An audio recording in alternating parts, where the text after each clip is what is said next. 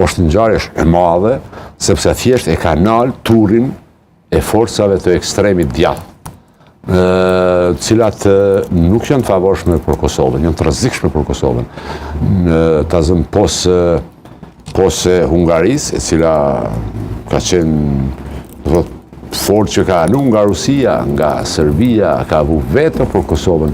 Tash ka mbetur vetëm Slovakia, dhe kjo fakti që mbetën vetëm Fico i Slovakisë, kryeministri Fico, nuk ka më forcë. Por rreziku ka qenë shumë i madh sepse nëse do të fitonte Orban në Slovaki Fico, ka pasur gjasa që edhe forca tjera djathta, të ekstremit djathtë, jo djathta gabova, të ekstremit djathtë në Gjermani, për shembull AfD-ja.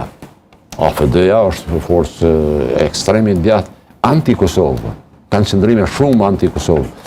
Nëse eventualisht do të vinin pastaj forcat e Le Penit në Francë, jo vetëm që do ta përmbysnin Bashkimin Evropian, po Kosovën do ta vinin në një pozitë shumë pakëndshme. Nuk e fshehin. Ta zëm politikanët e AfD-s, Le Penit, të Orbanit, të Ficos, nuk e fshehin që kanë qëndrim anti-Kosovë.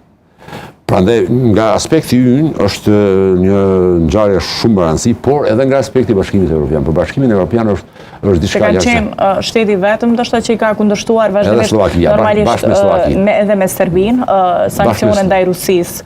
Edhe Slovakia ka bërë obstruksione. Edhe Slovakia. Po tani me që kanë mbetur vetëm nuk besoj më sepse nuk kanë forcë, nuk kanë kanë mbetur të izoluar. Për Bashkimin Evropian është shpëtimtare sepse thjesht ta zëm vetëm 2-3 muajt e fundit, Hungaria ka vu veto për 10 dhe 20 miliardë euro ndihma për